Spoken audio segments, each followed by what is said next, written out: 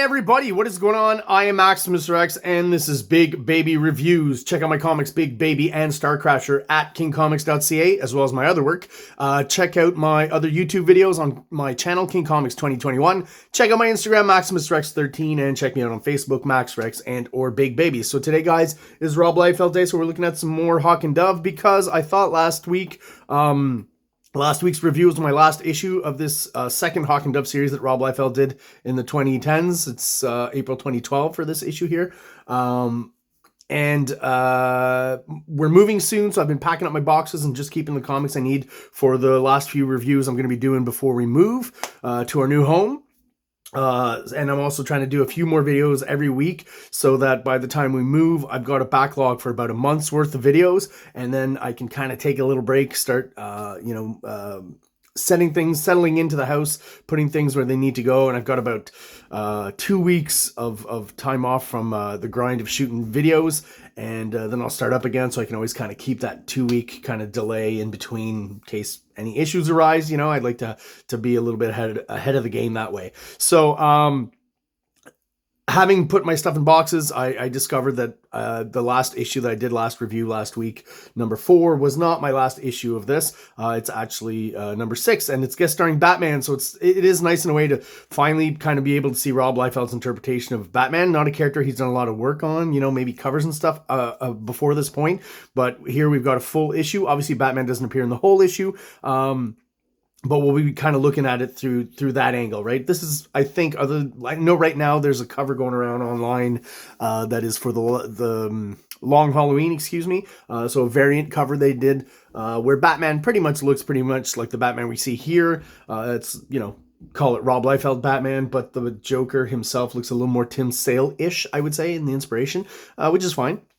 Kind of, you know, paying homage to him and that great artist and that great series. Rest in peace, Tim Sale. So, not a lot of super great stuff about this issue, to be honest. I mean, right away, we're going to see all the kind of the worst of the Liefeld tropes. I like Rob Liefeld's art. I've mentioned this before. There's a certain verve and energy that I think he had at a certain period that he's kind of lost. Still looks like him, but I feel like just the poses are very kind of stiff and not quite as dynamic and energetic as it was early on in like X-Force and New Mutants before that. Just a personal preference, you know. I'm not that much into his more kind of modern style. Like I said, I feel like he's pulled back on the bombast and the pomp, which I liked, and the exaggeration. He's trying to be a little bit more maybe anatomically, I guess the word, I don't want to say realistic, but at least more subdued, maybe more like classic, slightly more house style kind of anatomy. But I like Rob Liefeld when he's going balls out. Even that period in the mid-90s where he was kind of taking some Stephen Platt stuff and the thighs were just getting insanely huge and the musculature and stuff. I still prefer that stuff to this. So I don't know how positive the review is going to be. Obviously, when I go through it and look inside, you'll be able to determine that. As far as the cover goes, I've pretty much said everything I wanted to say. I did want to talk about the design work in and around this time, 2012. Like, these covers to me, just like not attractive at all, to be honest. Everything from the coloring to the logo and stuff, it just feels kind of very generic. I don't know how else to describe it. Like, it's not exciting at all, you know. The pose itself, I mean, these are both poses that we've seen from Rob Liefeld before, right? Nothing new there, and I just feel like he's recycling those poses.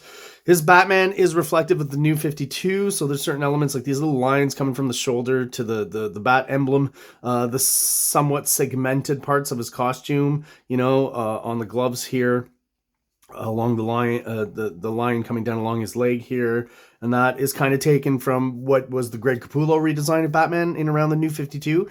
But if you want to see the best version of it, obviously go look at Greg Capullo's Batman stuff. So this is Rob Liefeld's kind of interpretation of it. Obviously, like he does most times, he's simplified certain elements in that costume, so he ends up kind of looking more like classic Batman with a few little, you know, seams and things. So nothing really super spectacular there.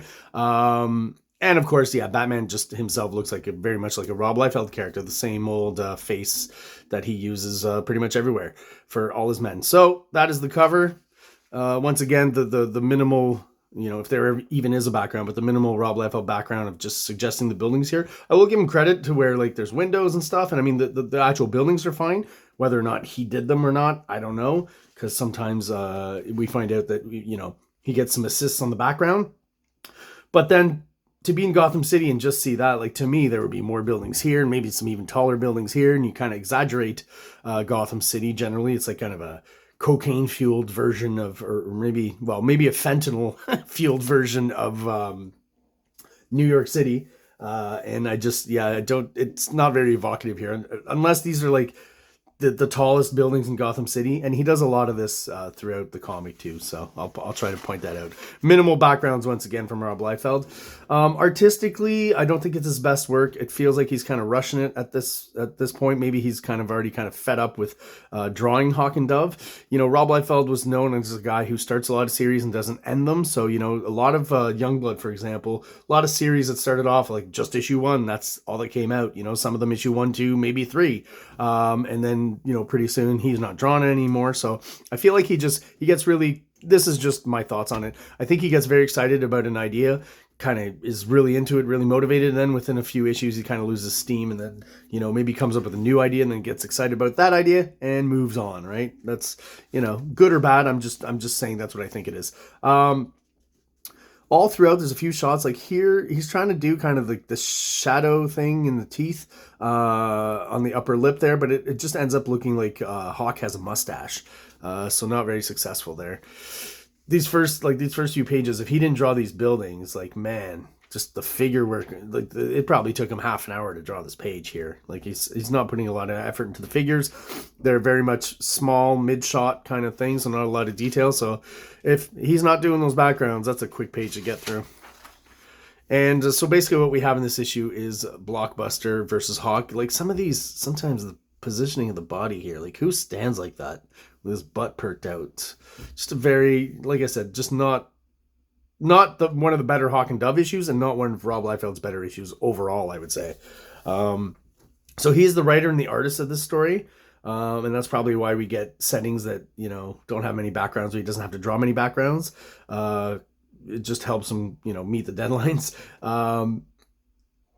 Colorist Matt Yeakey. The colors, I'm not into them at all. They're very dark. Sometimes they'll throw in some bright colors to kind of contrast it and stuff, but yeah, there's just the computer coloring in modern comics. It's just, I don't know, it's like they try to do too much. Like, there's a blur effect kind of added here just to his crotch, right? Not to the whole figure. So, you know, why would his crotch start blurring out? Is it to make the figure here maybe pop out a bit more? I think that's probably what the logic is there. But, like, yeah, the coloring on this is, I'm not into it at all. It's horrendous. You know, you get some lettering here that says crack, you know, but it's red, almost the same as basically Hawk's costume here, so it kind of gets lost.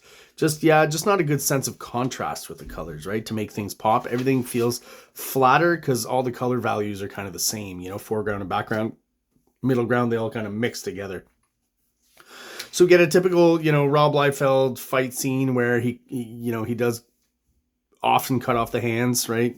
I don't think we see much. Like, to cut off a hand here, to not have straightened out the arm and have more of the hand, I think is really just that Rob Liefeld thing of, you know, hands do take longer to draw generally because they're more complex and there's more elements to work on, right? So I think Rob Liefeld, just as much as possible, tries to avoid doing that.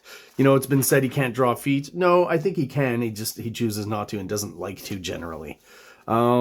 There's always this thing with Rob Liefeld I remember noticing way back in X-Force as a kid. So he seems to have corrected it, right? So if you look at this fist here, when you do a fist, your thumb kind of crosses over, you know, your other fingers down here, right? But there was a time where Rob Liefeld would draw hands where, like, the thumb was down here. Look at some of those old Youngbloods and X-Force and stuff, and, like, it just kind of made no sense. It looked kind of like my hand is here. And even though this one's right over here, it's wrong. And it's like, you know, she's pretty much doing that with her fist, or like she's punching like that. And I don't know if that's a new MMA technique or something, but, you know, just little things that, like, he could spend a little bit more time on and just perfect, and he doesn't. And again, I'll say again, I do feel like he's really not into the series anymore, so that's probably why we're getting stuff like that. Here, like, this angle of his face, sometimes I wonder almost feels like he used photo reference to get the right angle here. This is a hard angle to draw. And I would just say overall, it does feel more accurate than generally Rob Liefeld's just a kind of a naturalistic, not looking at reference drawing Rob Liefeld would do. Am I making sense here? Let me try that again. It seems more accurate and realistic than typically Rob Liefeld would do from this angle. There you go. That's what I was trying to say. Blockbuster's hair changes length. It gets shorter, it gets longer. Like from what I remember, Blockbuster, it should be pretty long. All of a sudden here, it just gets shorter. You know, the inconsistencies will continue when we meet Batman in this issue and his costume changes, you know. Here's another shot of Hawk. Like I said, he throws in kind of a shadow on the top lip that ends up looking more like a mustache. Here's some feet, you know, to that argument that he can't draw feet. And here's the thing too, I'll talk about Rob Liefeld, you know, over the years, at least recently, I've caught more of his art where like, you know, he does kind of a photorealistic style, or he looks at a reference picture, or even some of his older art before he did comics and stuff. And the guy does know how to draw and can draw realistically. He's got the ability for sure. It just feels like he's, you know, he came onto something. He found something working on his, you know, in the early 90s, kind of developed that style that was exciting and interesting to people, and people bought the comics, right? So he kind of stuck with that. It's changed over the years, but he's kind of kept the same basic compositional elements, the way he draws faces and anatomy and stuff. And I just, you know, again, now that he's just trying to be a little more, I guess, I don't know if I want to say laid back, or at least less extreme than back in the day in his angles and stuff. The artwork suffers, you know. I still prefer that excitement and bombast and energy from those early X-Force and New Mutants issues, even the early Youngblood. There's something here where he's trying to clean it up a bit. I guess I feel like he's trying to be a little more slick with his artwork, and it just, yeah, it doesn't work. I've talked before also about the way he's, during this period, he's drawn women's midsection. Just doesn't make sense to me at all. You know, you've got the upper body, right? Usually when you draw and you break down the body, you kind of have a circle for the torso, right? You separate the body in all the parts where you have articulations, right? When you're drawing. So shoulders, right? Elbow, wrist, you know, and from your torso to your midsection, you can twist, right? So that's a certain form of articulation. And then from your midsection to your hips, you can twist as well. So to just draw these two parts as what he's doing is almost like it's just one thing, right? And it just looks odd. It just doesn't really reflect the shape of a woman generally. Yeah, and I mean, I'm not going to claim that Rob Liefeld ever drew the best women, but yeah, that's what I'm noticing here. So finally, Batman shows up. A few things I'm going to say. Just like the cover, he's got the segmented elements to the costume, which is fine. The gloves down the leg here. I mean, not a bad representation. I feel like in this shot specifically, I don't know if it was conscious or not, but there's a bit of a Burton feel to his face.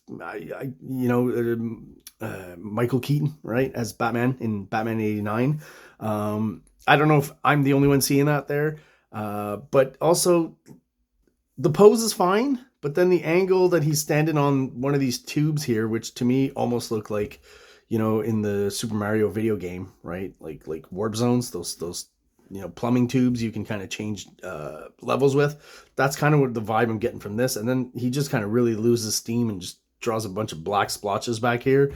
I mean, we understand it, that's fine. And with artists who always kind of draw at this level, that could work. But, you know, he's being all slick here, and all of a sudden, he got lazy on those. You got Hawk's head over here, which is hilarious because it just looks like someone's, you know, sticking the top of their knob in the frame, basically. And again, going back to the pose, I think the pose itself is fine, but the way he's sitting on top of this makes no sense. If the knees were maybe touching the top of this thing, you know, if he brought it down a bit more here and it was a bit bigger, that would make sense. But right now he's kind of standing on his toes. His knees are in like, you know, negative space, not touching anything. So really, Batman right now is probably just kind of tilting over and about to fall on them. Just something about the angles and the layers just doesn't work there.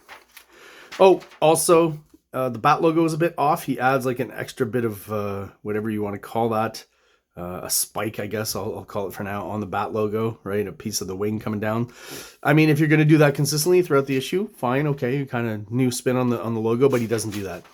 You know, right away he reverts back to the old one here. So he's not going from page to page and being consistent. Costume details, all of a sudden, the boots, the gloves are different. No more spiky, whatever you call those, on the side of his gloves. No more segmentation. So we're reverting back to classic Batman costume with no spiky things coming out of the gauntlets. And the boot design, you know, if you've ever drawn Batman, you know the boot kind of comes up like this, or at least the older versions of it, the more classic version. So this boot makes no sense here. And yeah, I'm kind of disappointed because I remember actually originally grabbing this issue and going, okay, cool, I'm going to finally get kind of to see a Rob Liefeld interpretation of Batman. And it's pretty disappointing, I got to be honest. So using this whole double page splash here seems like, you know, a waste of space, to be honest. Could have been done probably in one page and one splash. Lots of negative space back here with the stars, so not a lot to draw. You know, you've got just this shot reminds me of Batman Forever, right? If you've ever seen that movie where there's like Gotham City and then there's an island where the Riddler has his TV thing that's sucking people's minds out or whatever, if I remember the storyline correctly. And right here just feels like, you know, if you were to compare this to like say New York, if you've ever been in New York, this would be like down by South Manhattan, right, you know, by the water, and then they look like they're over the water here. They're not over a city. The city's over there, right? What is this is either over water or like in the suburbs. So I'm not quite sure how that works. Do Hawk and Dove actually fly? I don't know about that. So is that part of their power set? Let me know. Batman here. Again, this is what Rob Liefeld chose to do. And weird stuff too, like, okay, sometimes you want overlaps, but the fact that the Robin's cape overlaps these little bits here, you would have, you know, brought the line in here and here so those don't touch. They're almost kind of tangents. It does create a bit of visual confusion. Or you do one and you don't do the other, but to do both kind of anchors it to Robin and is just artistically kind of bad. And I feel like this was done super quickly, like no attention to precision or consistency with how he's drawn Batman throughout the issue.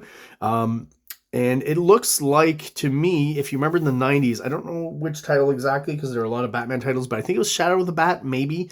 But there was like that bat designed drawing that was behind the Batman logo. And I feel like he just kind of took that and that's what he used here. Doesn't even get, you know, if you really pay attention, the rope doesn't go off into the bleed. Like they didn't ink it all the way to the edge of the page. So it just looks like Batman, maybe someone cut his wires like, oh no, while these guys are continuing on. Just those typical Rob Liefeld things of he's drawn pretty quickly and he's just not paying attention to those little details. But in this case, specifically for this issue, I do think the little details matter a lot. This is kind of like the most interesting, you know, character design in this issue, honestly. And it's kind of crazy and weird, but it's honestly what I probably appreciated most about this issue. Now, I don't know if this is a pre-existing character that he's redesigned, if this is the original design, if this is a new character he's designed, I have no idea. Blockbuster, once again, his hair keeps changing, you know, gets shorter, gets longer. Like, I don't know, you've got the pages with you. If you've drawn the first few pages and then you're further ahead, you can go back and look, you know, just for reference real quick. But I guess Rob Liefeld doesn't even have time for that. So yeah, the wrong boots. Now the segmented elements of the gloves comes back, the leg here. He remembered that. More of this crazy character here. Kind of like the choice of the white costume. It's kind of bold. Kind of Moon Knight-ish, I guess. And again, the art, it's serviceable throughout the issue, but it's certainly not Rob Liefeld's best. I wouldn't say that. Or is most evocative. Sometimes he tries to squeeze little details in instead of moving the arm a little bit. He's just like, oh, wow, we're going to get it. You know, I'm sure there's a bit more space on his original art, but you got to keep in mind when you're drawing this kind of 1/4 inch of bleed section that you might get cut into. So you have to think that the last 1/4 inch, whatever you draw in that area, might be cut off. So you got to be strategic with that. And here it's kind of cutting it close. Back to the segmented design. Looks pretty consistent here to what we've seen though. Got a cool shot here once again. I don't know how Blockbuster's, like now he's got a preppy cut. Is this some sort of swipe from Dark Knight? I feel like maybe it is. I'm not 100% sure. Kind of reminiscent of when maybe Superman or Batman's kicking Superman in the face. Here he's punching him, but this is, I've seen Rob Liefeld draw this 100 times when the guy's coming across and punching someone. Yeah, just, I mean, not much to say. Kind of a lackluster issue overall. I do think his Robin is good, except for the way he draws the mask. I don't like. But I think he does a good Robin overall. And I didn't talk too much about the colors, only at the beginning, but I do find they do ruin most of this comic. Adding these kind of orangey highlights and stuff, I think... Listen, I think it works on him specifically because of the colors of his costume and stuff. But then, to throw it on Batman and stuff, I don't know. I'm not a fan of this type of coloring at all.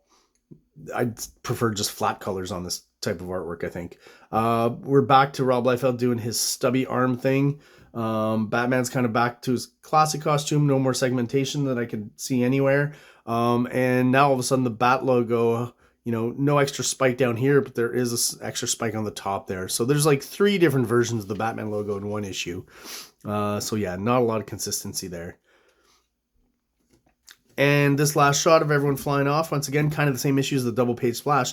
If this, panel were a bit wider and we didn't cut off this here and the cape here and her arm there, these are all things like if you just took all these characters and moved them into the frame a bit, I'm not saying, you have one character's cape going out and this not, and then her arm's going out and his isn't, kind of works down here to give you the sense that, okay, we're popping out of the frame. But you don't have to, do it. It's bad framing. I feel like these two, at least, should be within the frame and we should see the end of the cape there. Things to avoid when you're drawing comics. And yeah, so we got some cool... other New 52 stuff being shown off here. This is by the very controversial Ethan Van Sciver. Great artist. Not going to get into his story because it seems to trigger people. But anyways, I'm not here to talk about his life or his politics, but his artwork is freaking amazing. I will say that. Some good stuff here. His Green Lantern series, when Hal Jordan came back, I have that somewhere, is a great series as well. And the art, at least I haven't seen Cyberfrog, but the recent Cyberfrog art that I've seen, I think looks good. Again, notwithstanding any of his political opinions or leanings or anything, I'm just talking about the artwork. So there you go, guys. That is my review of Batman and, Hawk and Dove.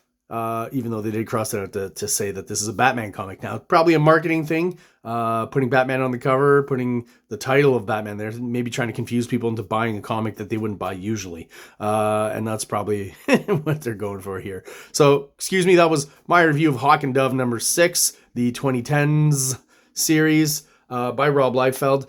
If you are still subscribing and still watching my videos, thank you so much. I really appreciate the loyalty. If you are not subscribed, but you are watching, please hit the subscribe button down below really quick for you. And it helps the channel out, helps us grow, helps get us out there to more people who are into comic books just like we are. We're just around the 400 subscribers number now. So thank you so much. The next goal is 500. And at that point, I'll have a very special video on some of my own work to present to you guys. So until then, thank you so much for watching and go out there and have an awesome day.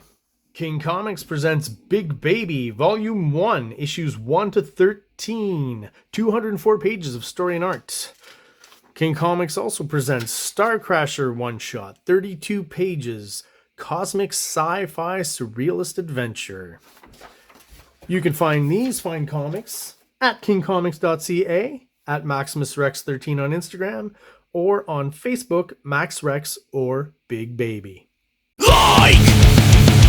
Subscribe!